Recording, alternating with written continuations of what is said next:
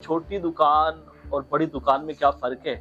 और आजकल आप छोटी दुकान में रहते हैं कि बड़ी दुकान में? बाकी राशिद महमूद सुमरू साहब मेरे भाइयों की तरह हैं और उनके वालिद साहब हमारे बड़े बुजुर्गों में थे।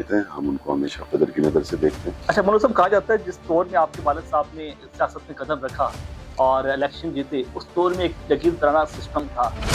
न सिर्फ ये कि वो एक आलिम दीन थे, एक दीनी और बिलखुसूस नामूस साहब अहले बैत की असम्बली में अपना किरदार अदा कर रहे थे। मौलाना आजम तारिक शहीद रहमतुल्लाह अलैह जंग के मिडिल क्लास और गरीब तबके से ताल्लुक़ रखने वाले लोगों की नुमाइंदगी कर रहे थे। ये कि लोग कहते हैं कि आपके वालिद साहब 4 बार इलेक्शन लड़े और किराए के घर में रहे, आज भी किराए का घर रहे या अपना घर बना लिया है?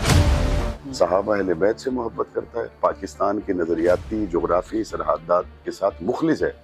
आप 100 नाम ले दें, मैं सबको अपने सर का ताज। मुझे बताइएगा कि बहुत सारे लोगों के ज़हन में जाता है कि ये तो मदरसे का पढ़ा हुआ मौलवी है, कुछ दुनियावी तनीब भी हासिल किया आपने। कुरान मजीद के बगैर बहुत अच्छे इंजीनियर, साइंसदान, डॉक्टर अमेरिका के पास भी मौजूद है। 3 साल आप पाकिस्तान तहरीक इंसाफ में रहे, उसके बाद फिर आपने हमजा शहबाज शरीफ को वोट दिया और लोगों ने ये कहा कि आपने करोड़ों रुपए वसूल किए हैं। तो कितने करोड़ लिए थे? मौलाना फजल रहमान के बारे में क्या? मौलाना अहमद लुधियानी साहब, बहुत अच्छे आदमी, इमरान खान साहब, नवाज शरीफ।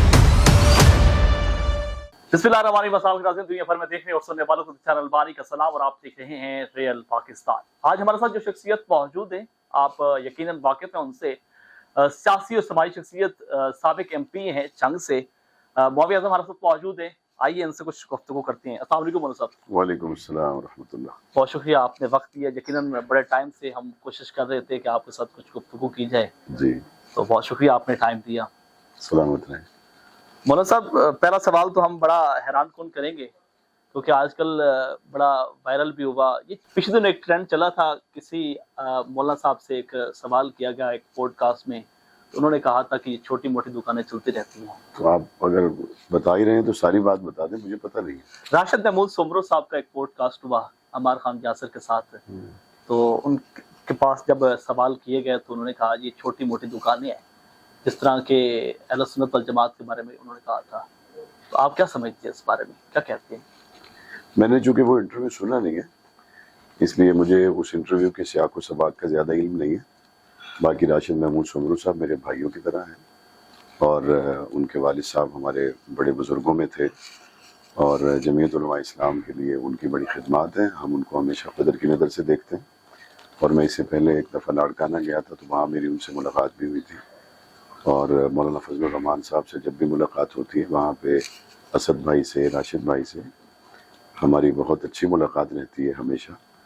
तो मैंने चूँकि वो इंटरव्यू सुना नहीं, इसलिए मुझे सारी सूरत हाल का पता नहीं है, लेकिन ये है कि राशिद भाई में जब भी मैं मिला हूँ, मैंने तो उनको हमेशा बहुत अच्छा पाया है। मौलाना साहब, आप सियासी शख्सियत भी हैं, मजहबी शख्सियत भी हैं। सियासत का आगाज़ जो आपने किया और ये जो तरबियत थी आपकी सियासी, ये वालिद साहब से शुरू हुई या फिर जमात के ही लोगों ने की? देखें, ये तो बड़ी साफ बात है कि करीब से आपने अगर किसी को सियासी हवाले से देखा होता है तो वो आपके फैमिली के लोग होते हैं। और मैंने वालिद शहीद रहमतुल्लाह अलैह को जंग की सियासत में और जंग की सियासत की बुनियाद पर मुल्की सियासत में और आलमी सतह की सियासत में जो कारनामे सर अंजाम देते हुए देखा, तो मैं यकीन से कह सकता हूँ कि मैं अपनी नज़र की बात करूँ कि मैंने इतना करीब से इतना बेहतर इस्लामी उसूलों पर सियासत करने वाली शख्सियत ना उनसे पहले देखी है ना उनके बाद देखी है। तो मेरे लिए अगर कोई रोल मॉडल हो सकता है पाकिस्तान की पॉलिटिक्स में, तो लाजमी बात है वो मेरे वालिद शहीद रहमतुल्लाह अलैह हो सकता है। और मैंने उनको सिर्फ बतौर वालिद के नहीं देखा, बल्कि वो एक कायद की हैसियत से और मुश्किल तरीन हालात में, जब जेलों में हूँ, जब आप पे बम धमाके हो रहे हों, 2, 3, 4 कातलाना हमले तो पाकिस्तान में हर दूसरे आदमी पर ही हो जाते हैं। 20-20 कातलाना हमलों से गुजरने के बाद जेलों और 114 जख्म आपके बदन पर हों और आप अपने कारकुनों के जनाजे उठा रहे हों, तो हर तरह की तकलीफ़ और मुश्किल से गुजरने के बाद आप अपने उसूलों पर कंप्रोमाइज़ ना करें। और सबसे बढ़कर ये है कि दीन हक़ की सरबुलंदी के लिए आपकी जो बात मिंबर व महराब पर हो, उसी बात के साथ आप तख्तेदार तक चले जाएँ, उसी बात को लेकर आप हर तरह की मुश्किलात को अबूर करते चले जाएँ। तो ये हौसला, हिम्मत और ये अपने नज़रिए के साथ कमिटमेंट میں نے ان کے علاوہ کسی میں نہیں دیکھی. میں نے کبھی بھی نہ یہ اپنے بارے میں سوچا ہے اور نہ ہی میرا ایسا کبھی گمان ہو سکتا ہے کہ میں نے شاید بالکل ان جیسی کی ہے. میں نے ایک کوشش کی ہے اور اس میں بہت سی کمیاں ہیں. مجھے ظاہر ہے کہ اس سے مزید بہتر کرنے کی کوشش کرنی چاہیے. اچھا مولانا صاحب مجھے بتائیے گا کہ آپ نے پہلا الیکشن لڑا اور پہلا الیکشن ہی جیت گئے, کیا خاص وجہ تھی کہ آپ نے کامیابی حاصل کی؟ میں سمجھتا ہوں کہ وہ خاص وجہ ایک ہی تھی کہ حضرت والی شہید رحمۃ اللہ علیہ کے لوگوں کے ساتھ جو ایک سیاسی حوالے سے, دینی حوالے سے خوبصورت وابستگی تھی, جو لوگوں کی ان کے ساتھ والہانہ محبت تھی 2018 کے انتخاب میں, اسی محبت, اسی پیار کو ہم نے سیاسی طور پر ووٹوں میں منتقل ہوتے ہوئے دیکھا. اور لوگ مجھے واضح طور پر کہہ رہے تھے میری الیکشن کمپین میں کہ یہ ووٹ ہم مولانا اعظم طارق شہید رحمۃ اللہ علیہ کی خدمات کو سامنے رکھ کر دے رہے ہیں. اور بعد میں نے پھر دیکھا الیکشن والے دن جب 25 جولائی سن 2018 کو انتخابی میدان سجا, سخت گرمی تھی اور لائنوں میں لوگ کھڑے ہوئے تھے, بوڑھے, جوان, خواتین, باپردہ خواتین. ہمارے ساتھ دینی طبقے سے تعلق رکھنے والے لوگ زیادہ قریب ہیں, تو باپردہ خواتین سخت گرمی میں لمبی قطاروں میں کھڑے ہوئے. قریب 65 سے 70 ہزار کے قریب ان لوگوں نے ووٹ کا حق میرے لیے استعمال کیا. تو میں سمجھتا ہوں کہ یہ میرے والد صاحب رحمۃ اللہ علیہ کی خدمات اور ان کے لوگوں کے ساتھ محبت کی وجہ تھی.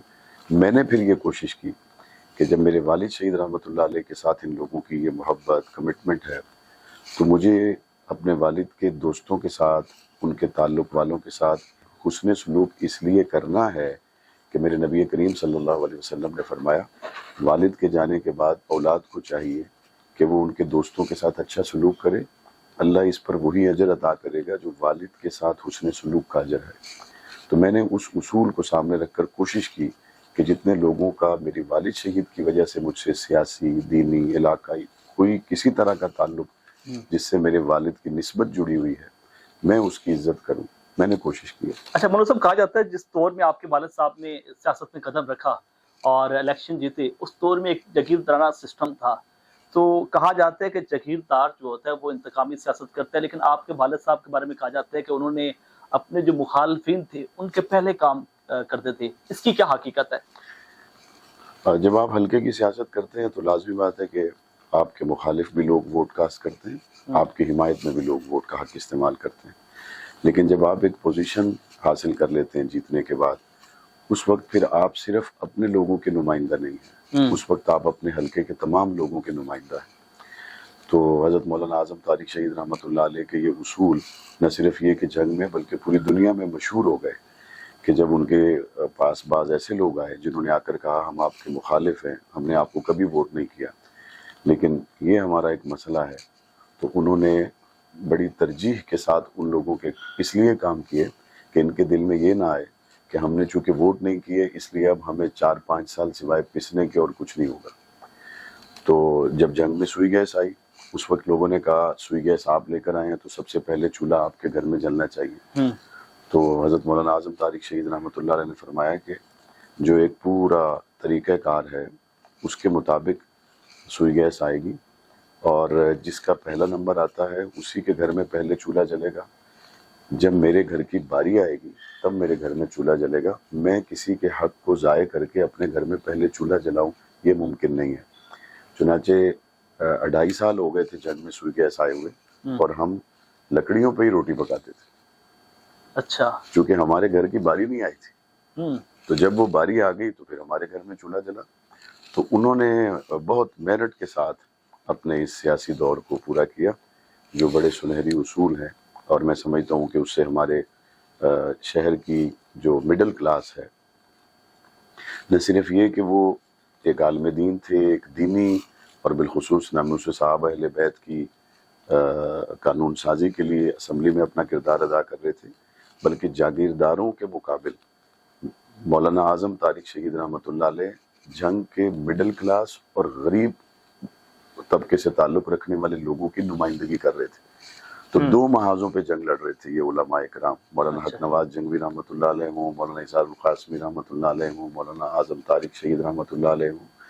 یہ دو محاذوں پر بیک وقت کام کر رہے تھے. ایک محاذ تو یہ کہ جاگیرداروں کے مقابل، اور دوسرا یہ ہے کہ ناموس صحابہ و اہل بیت کے تحفظ کے لیے قانون سازی. اور اگر اسے دیکھا جائے تو جہاں یہ دینی طبقے کے نمائندہ تھے، وہاں جنگ کے غریب اور مڈل کلاس لوگوں کے نمائندگی کے فرائض بھی یہی لوگ سر انجام دے رہے ہیں. آپ کے بارے میں یہ بات بھی چلتی ہے کہ لوگ کہتے ہیں کہ آپ کے والد صاحب 4 بار الیکشن لڑے اور کرائے کے گھر میں رہے. آج بھی کرائے کا گھر رہے یا اپنا گھر بنا لیا ہے؟ ہمارا گھر ہے وہاں جنگ میں چھوٹا سا، اور بعض لوگوں کو میرے گھر پہ یقین نہیں آتا، تو وہ الفاظوں میں کہی گئی بات تو نہیں ہے، وہ مسجد کے بالکل سامنے ہے. ابھی تھوڑے دن پہلے اس کے فرش ذرا خستہ ہو گئے تھے، تو ہم نے اس میں چھوٹے بھائی کی شادی کی ہے.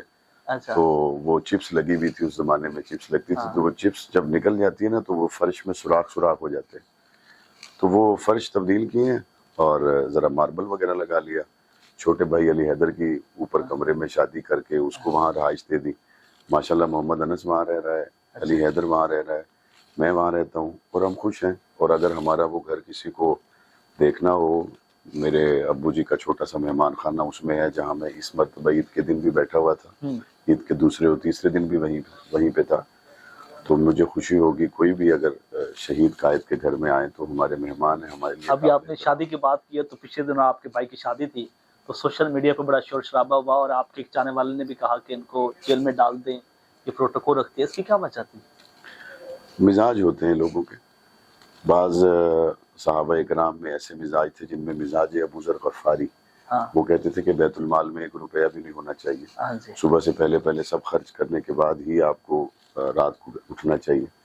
اور خلفاء کا مزاج مختلف تھا. تو میں سمجھتا ہوں جن لوگوں نے یہ کہا تو وہ ہمارے سر کے تاج ہیں، وہ مزاج ابو ذر پہ عمل کر رہے ہیں اور وہ تقوی کی انتہا پر ہیں. اور ہم نے کوشش کی کہ اسراف نہ ہو. دوست احباب جو اپنی گاڑیوں کے ساتھ آئے، 45 سے 50 لوگ بارات میں گئے، تو ظاہر انہوں نے گاڑیوں میں ہی جانا تھا.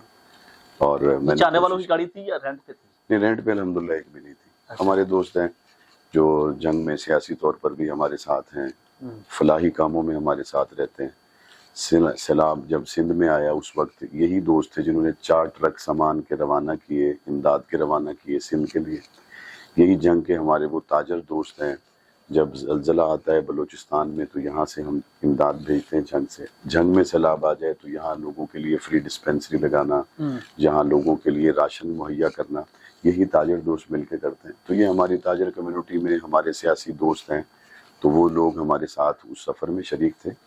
رینٹ وغیرہ کی اللہ کا شکر ہے کوئی ایسی نوبت نہیں آئی، اور ویسے بھی میں اس کا قائل نہیں ہوں ذاتی طور پہ. مولوی صاحب، آپ نے پہلا الیکشن لڑا اور 3 سال آپ پاکستان تحریک انصاف میں رہے.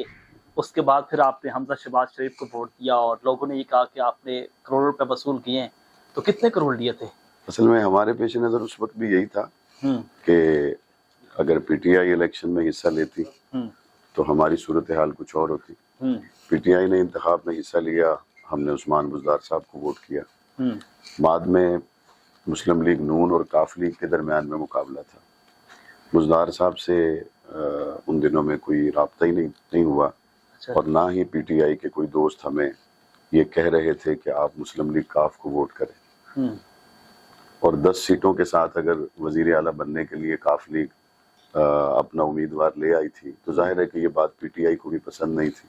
کے ساتھ ویسے آپ کے تعلقات اچھے تھے؟ نہیں، بالکل سیاسی طور پہ ہمارے سب کے ساتھ تعلقات اچھے ہیں. ہمارے پی ٹی آئی کے ساتھ اچھے تعلقات ہیں، ہمارے پیپلز پارٹی، مسلم لیگ نون، کاف لیگ سب کے ساتھ اچھے تعلقات ہیں، اور آئندہ بھی رہیں گے انشاءاللہ. تو ہم نے اس وقت پھر یہ فیصلہ لینا تھا کہ ملکی سطح کی کسی پارٹی کے ساتھ ہمیں جانا ہے تو یا وہ پی ٹی آئی ہو سکتی ہے یا وہ مسلم لیگ ہو سکتی ہے. وہ مسلم لیگ کاف تو بالکل نہیں ہو سکتی. اس وقت پھر ہماری پارٹی نے یہ فیصلہ کیا کہ ہمیں